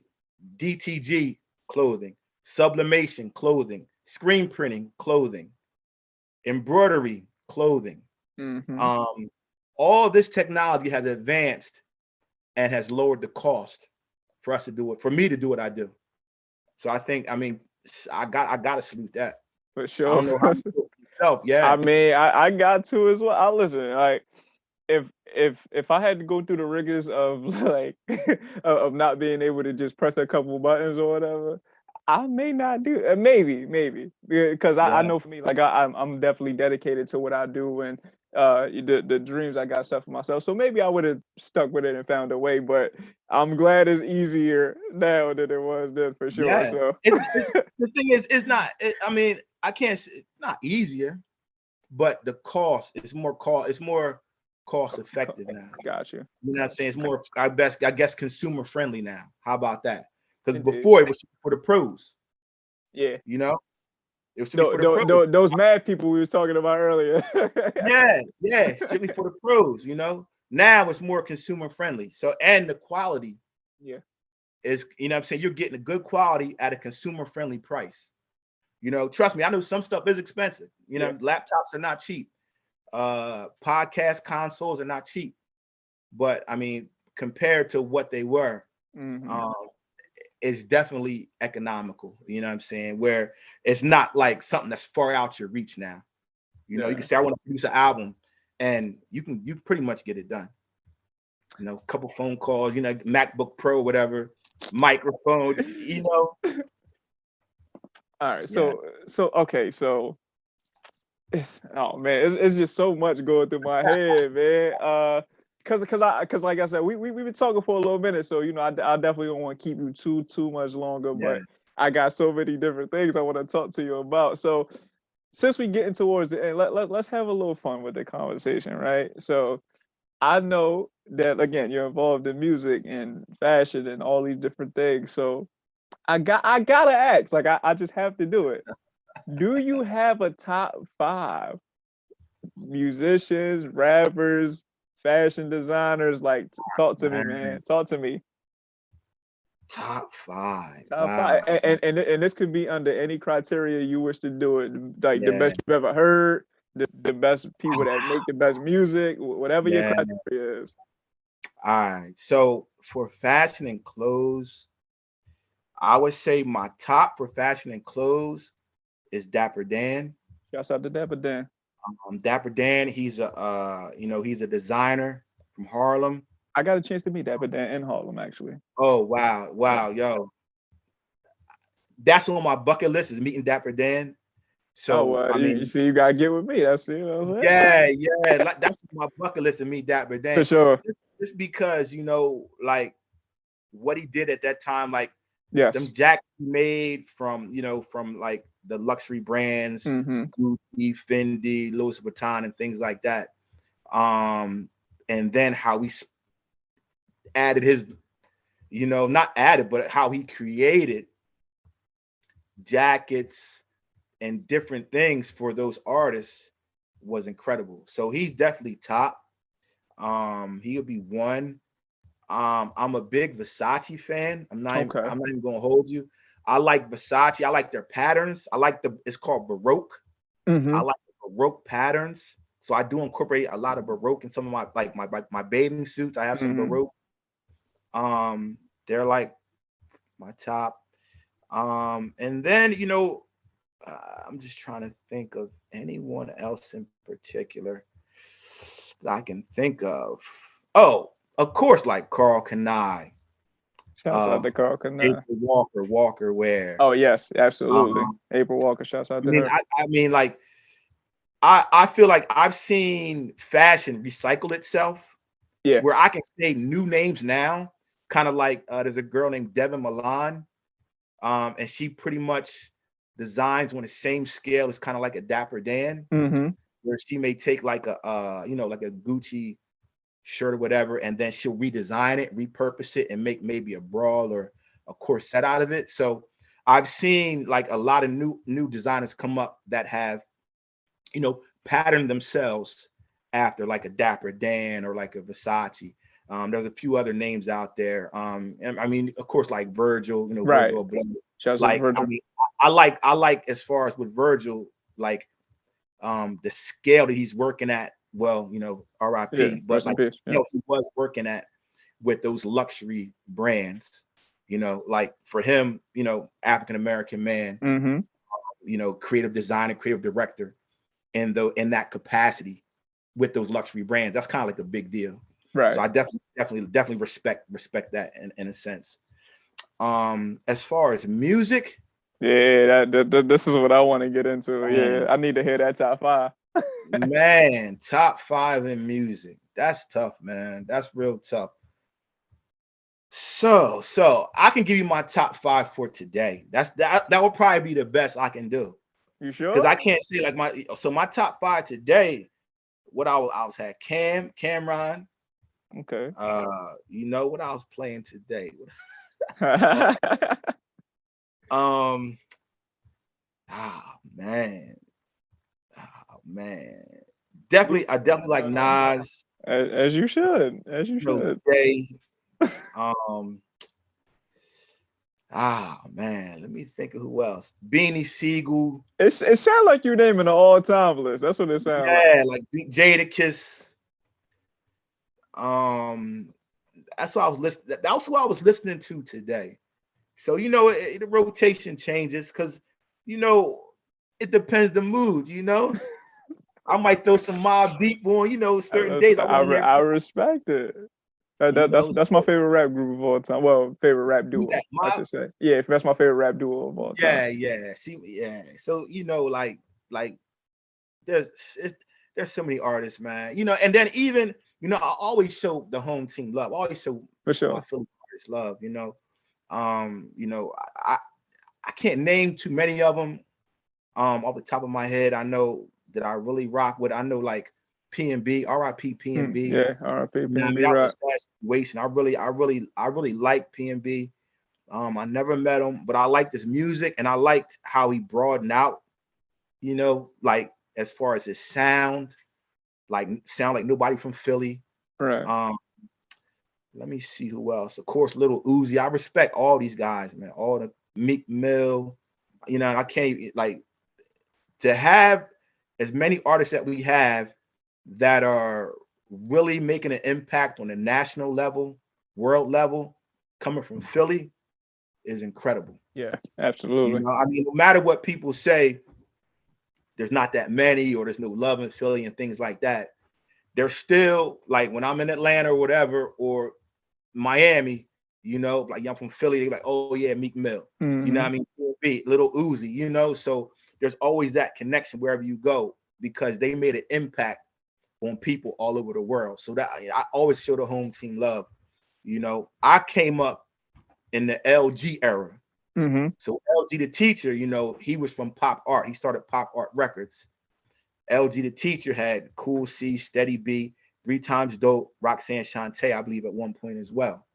So like I recorded with LG the teacher, I recorded with Mentally Gifted, and you know, youngsters was there as well. So shout out my man Fourth Quarter, my man Daryl Austin with Bungie Oblicheni as well. You know, he introduced me to LG, and you know, we made moves, made some music down there as well. So I always show the home team love, man. You know what I mean? So it's hard to really give a top 5, but I do my daily top Hey, 5. listen, I just wanted to know, man, because you know, whenever I bring people on that do music, like I need to know. Like, I mean, I know the people need to know, but I need to know personally. Yeah, So I gotta see what's going on.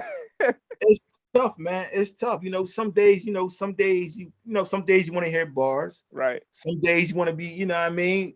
You want to turn up or, you know, have some fun. I might be working out.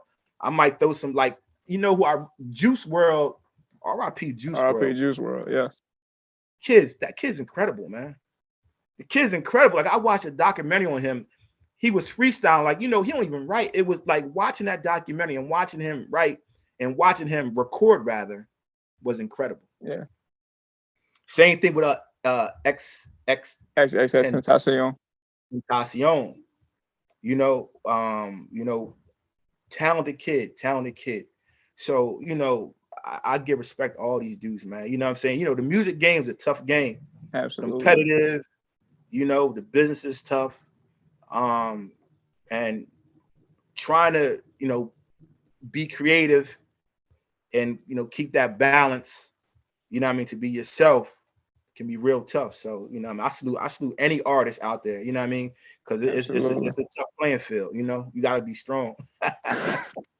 All right, so I was going to ask this question earlier, but I guess it flows better now, so I'll ask it now, right? So first things first, what's the verse or the song that made you fall in love with hip hop? Ah, man. Oh, you taking it back, bro. Hey, that's what we do here, man. We provide the exclusives, man. The HolloTalk podcast provides the exclusives. Let me think. The first, all right. So the first cassette tape I bought was Salt and Pepper. I respect it. That was the first cassette tape I bought. Crazy, Sexy, Cool, I believe, right? Crazy, Sexy, Cool, or something crazy. Crazy, Sexy, Cool. I think that's TLC. That was TLC. So yeah, that's TLC. But TLC played off Salt and Pepper. So it was Crazy, Sexy, something. It's cool. It's cool. We go Google it. Like that, right?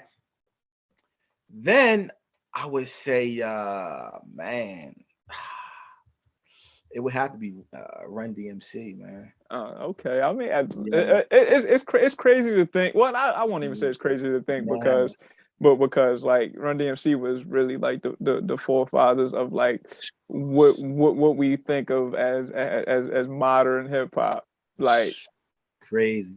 Yeah, so I because everybody says Run DMC, like that grew up in that era.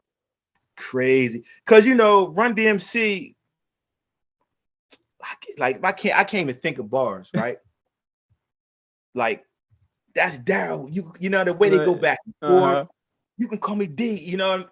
So like they brought it they brought it to the streets, For like sure. to the people, because like they were saying, like you watch a lot of documentaries, they talk about how like rappers they wore sequins and Yeah, and they got Adidas tracksuits on with the big rope chains and you know what I'm sneakers. saying. Like So Run they, DMC came with this hmm tracksuits, what we wore on the streets. right, right. You know what I'm saying? So that was the connection there.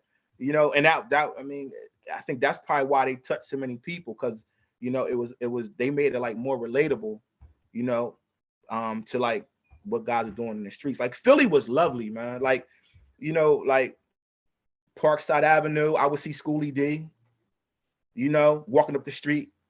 You know what I mean? I seen Will Smith when he had his eye rock hmm back in the day. So like, I mean, I enjoyed it, and I think Philly fashion, I think has always been For on sure, point. for sure. So, okay, so You know, that brings me to a point. That brings me to a point. For you, Terrance Donte, what's the ultimate, like, what's the ultimate outfit? oh man, the ultimate outfit. Yeah, what's the ultimate outfit that you could put together, like that you putting on, like you got to get and I mean like your freshest, like what's the Ah, ultimate outfit? man, that's a good question. That's a real good question. Let me think about that. All right, so it depends the season. See. I, I'm letting you roll. You got four All right. autonomous. So I'm gonna get. So me personally, I shop by seasons. Okay. So like, certain sneakers I only wear during the winter. Mm-hmm. Certain sneakers I only wear during the summer. You know what I mean? Uh-huh.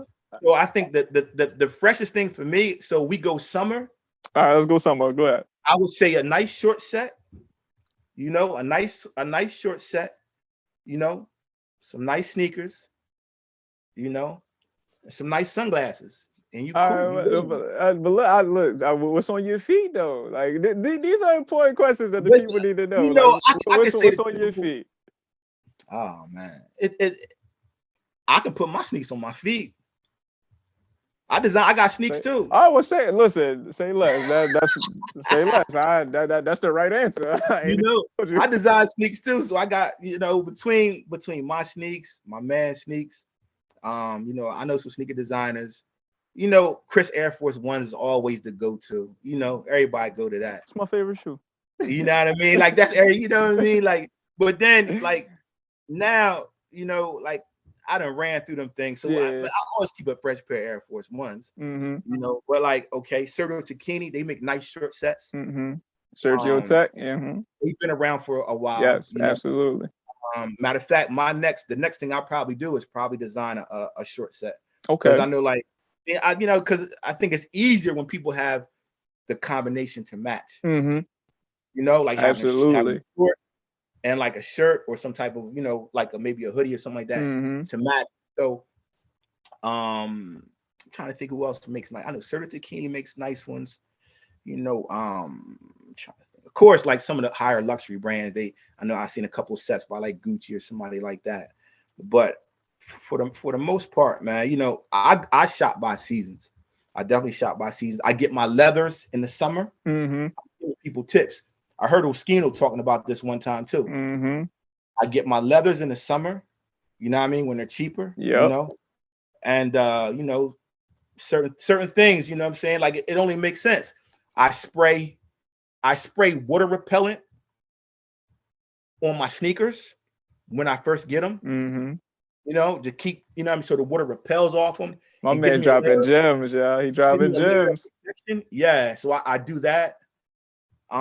Even my jackets with the leather, I spray my leather jackets. Mm-hmm. Let me try to think of anything else. I wash everything on cold, inside out. I don't even have a dryer. I don't dry anything. That's interesting. To tell me, I'm curious though, because I don't know why that is. So why is that? I don't dry anything because one, it shrinks and you lose color. Okay, got you. So everything, like especially my garments, I always tell people, machine wash cold, inside out, and air dry. Okay, got you. Yeah, like I Got you. air dry everything. You know what I'm saying? Because you know what I'm saying, that keeps the color and vibrancy in your garments. It's not Mm-hmm. getting tangled and you know, heated and all that type of stuff with the fabrics. Okay. So that, you know what I mean, like, and I've had jackets I've had for years, clothes I had for years. Like you keep, like, you know, when you come from humble beginnings, you learn how to keep Yes. stuff looking good, you know, because I mean, if I had one polo shirt, I gotta make sure this polo shirt look good. I got it from my Mm-hmm. brother. Then I might have to hand it down to my other brother, you Right. know. So that's just something I know that we did, you know. So, you know what I'm saying? Like, All right. No, I respect it. So I got two more questions for you. Promise I'm gonna get you out of here. all good. It's all good, man. So So the one of the two questions is, as time goes on, what do you want to do to add on to your legacy, and what do you ultimately want your legacy to be when it's all said and done? good question. Right now, um, right now, I'm happy with what I've accomplished. You know, just couple weeks ago, Enes from Making a Band was That's wearing at my the ENS. jacket. Shout out Enes. You know, I was, you know, so like I appreciate the small things. It's big to me, you know. Um, so really, I would say just longevity and being able to create and touch people and interact with people that inspire me. I think, um, I mean, I don't know if that would be like more on my legacy. Yeah, I mean, To let like I said, people however you see, want to answer it.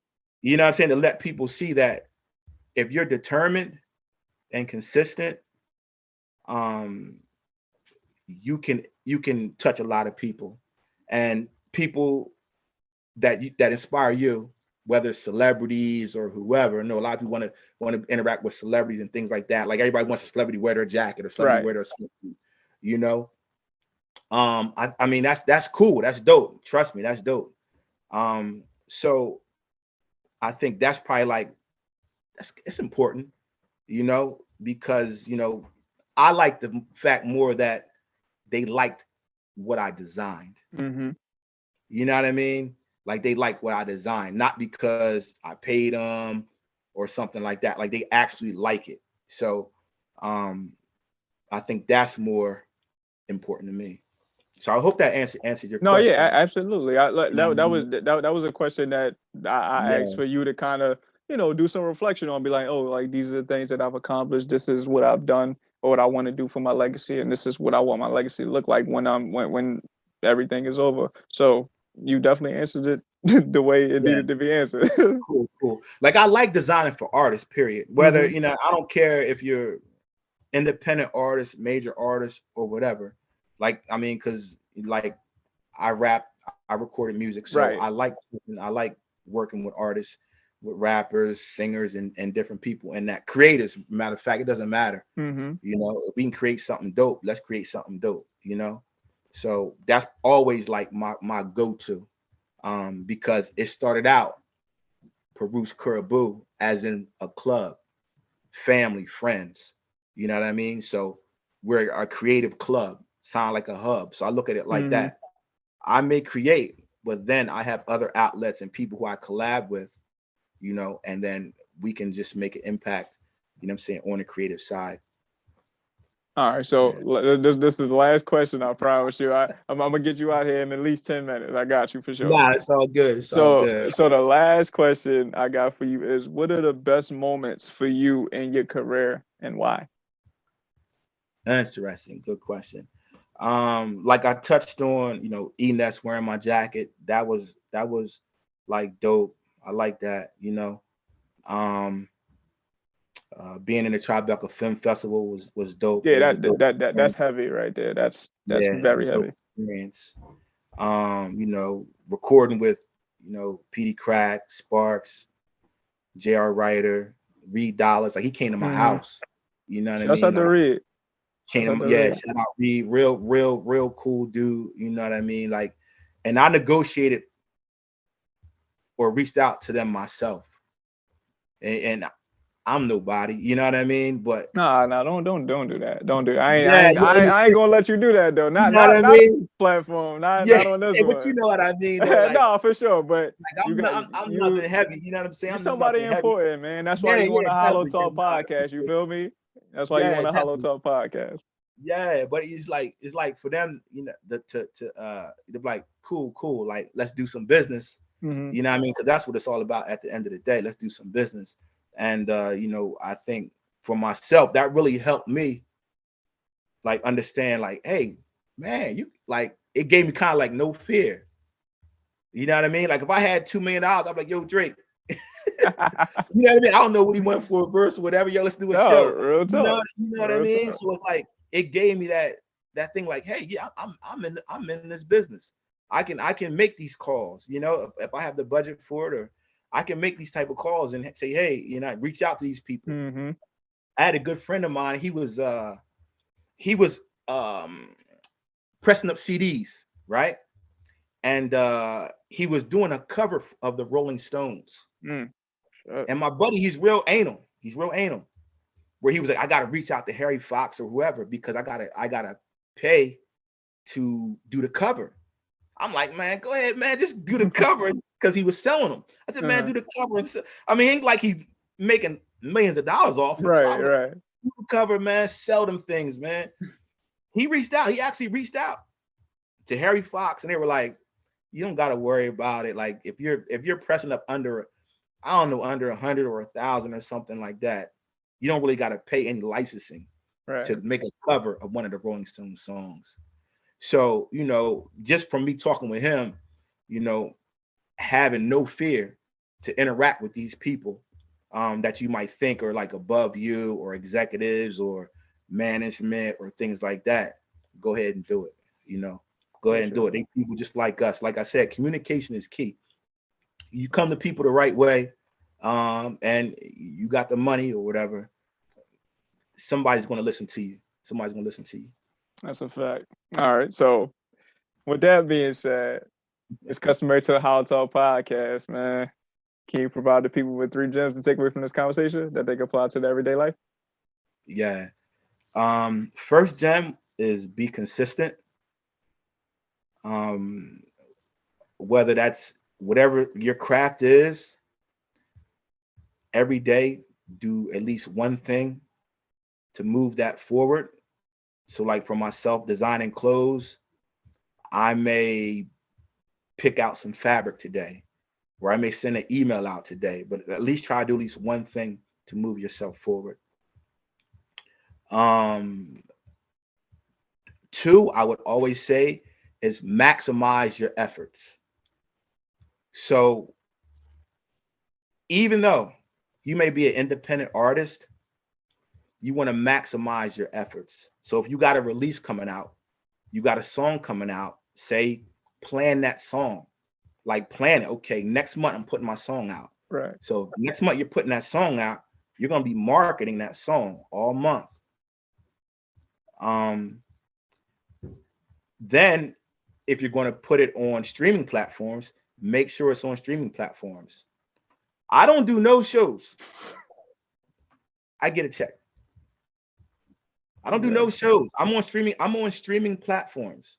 Spotify, you Hmm. know, Hulu, what I mean, not Hulu, Spotify, Apple Hmm. Music. They got it on the gaming systems now and all that type of Yeah. stuff.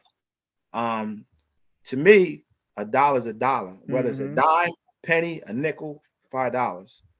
It goes to your account. So maximize your efforts and use these streaming platforms and track your royalties. And then you can also, when you're in those platforms, I know for me, I use CD Baby. Hmm. Within CD Baby, it'll tell you the region where people like your music. So then you can start honing in on those people. So Right. maximize your efforts.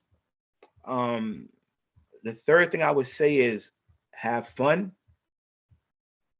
You know, appreciate um, each opportunity, whether good or bad.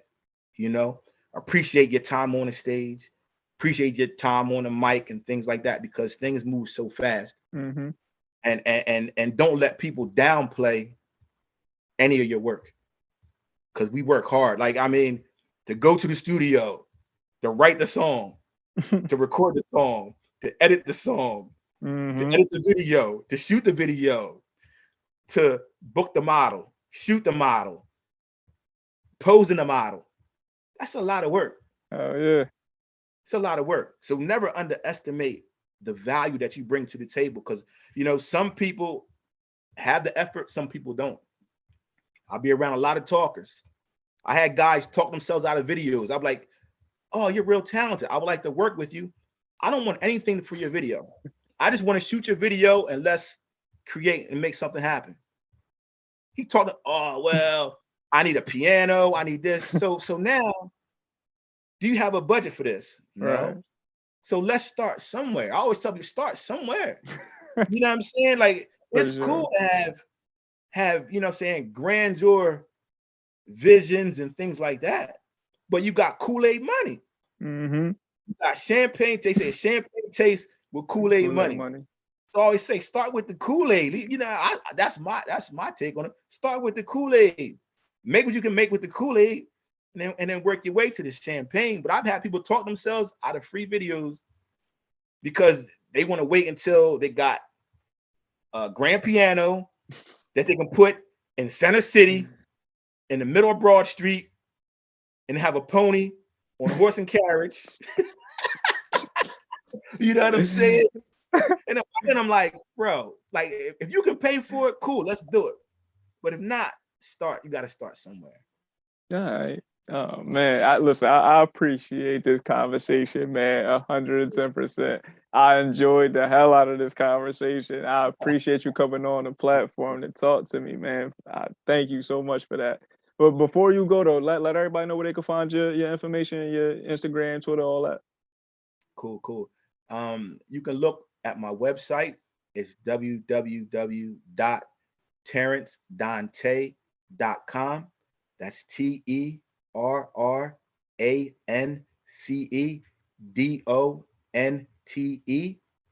My other site is www.perushkurabu.com. You can also find me on Instagram, Perush Kurabu. Also at Terrance Donte. That's my photography side. I do custom work for certain clients.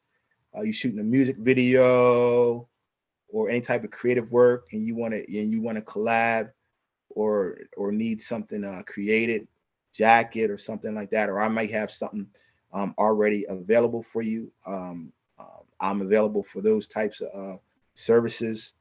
And then, peace and blessings, everybody. Shout Yes, out yes. Philly.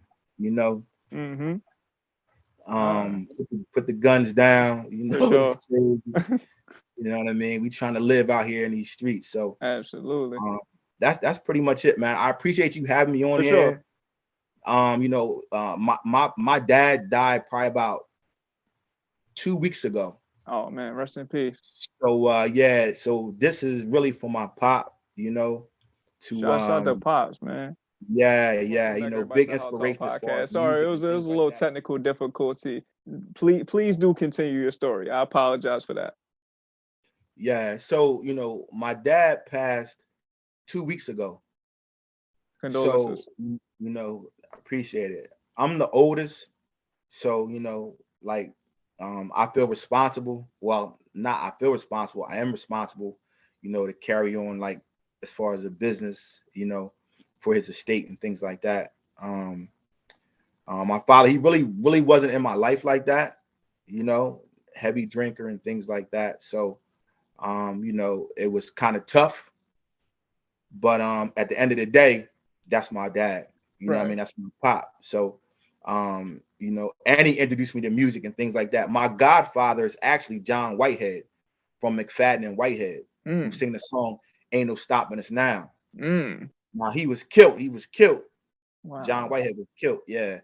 But so music has always been a part of my life. Whether it was him or my mom. My great grandfather and Zaddy Jeff's mom are brother and sister. And so you just all connected. Yeah. So like I bumped into Jeff a couple times here and there, called him, his voicemail is always full when I call Jeff. But like I'm like I'm not really want to be asking nobody, hounding nobody for anything. Like, Right. I make my own path and things like that. So music has always been within my family.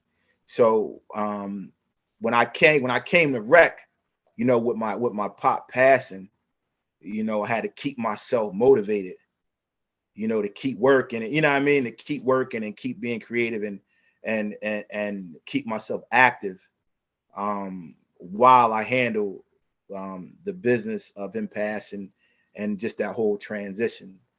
So not to get myself in no type of slump, with what happened. So I appreciate being on the podcast, man. Absolutely. Dope, super dope.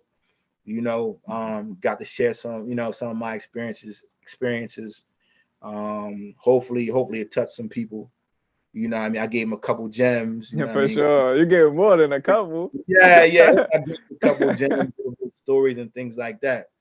But I know for myself, I try to be appreciative of everything. So thank everybody for watching. Check it out. Thank my man, for having me on the podcast of course, tonight. Man. Of course. This money, what I'm saying? Of course, man. No, listen, I can't thank you enough, man. Honestly, like, like you did this off the strength, like meeting you just that one night or whatever, and we had a a small little 2-minute conversation. And you was like, "Oh, you do a podcast, yeah, man." You it was on my bucket list. No, for sure. I sit on my bucket because like I had interviews done. Yeah. But either I wrote them up and they published it, or they might have called me or something like that. So that's why I'm trying to touch more in the podcast sphere because I like the dialogue and talking and things like that, and just sharing. Yeah. Oh, well, listen, man, I can't thank you enough. Honestly, like this is definitely an episode that I've really, really thoroughly enjoyed from top to bottom. So Cool. I appreciate you for that, man. Thank you, and always, man. I always, I really do, like, cause and like the reason I say this too, and I'll say this on record, is because I just feel like it's important for me or just anybody in general to always show like admiration and support and thankfulness to people who support what they do or just are a part of the journey of what they got going on. So you being a part of my journey and me being a part of yours, I just got to share that from me to you to say thank you, and I appreciate it 110%. Appreciate it. Yo, we on a Holla Back podcast. You know what I'm saying? Shout out my guy Jetpack Nick. Man, I'm saying the HolloTalk podcast, ladies and gentlemen. We outside, man. We outside with it. Yes, man. Inspire excellence. You know what I'm saying? Be excellent. That's what we're going for right now. For sure. We staying inspired. We're gonna stay excellent. We're gonna dream, create, and inspire. You know what I mean? So absolutely. I appreciate everybody, man. HolloTalk podcast listeners and supporters for supporting us through and through each and every week, man. And again, to my guests, but I'm talking to you right now because you my guest for the moment, Terrance Donte. I appreciate you, my brother. Cool, appreciate it, bro. It's soon. We're gonna do some business, man. We're gonna talk, you know what I mean? Absolutely. We definitely gonna talk. I know you said you were doing some designing and things like that. So I definitely want to hear what you're doing, That's always we about to get into all that on the record, man. We about to get into all that. But like so just only makes sense. For sure. So just so we can officially wrap, man. I truly do thank you though, seriously. Like, yeah, I truly thank you. And again, like I said, to the HolloTalk podcast listeners and supporters, we wouldn't be nothing without y'all. So we appreciate y'all, and my guests definitely appreciate y'all too. So make sure y'all go support my guy Terrance Donte and everything that he got going on, man. Please. Peace, my brother. Thank you. Peace.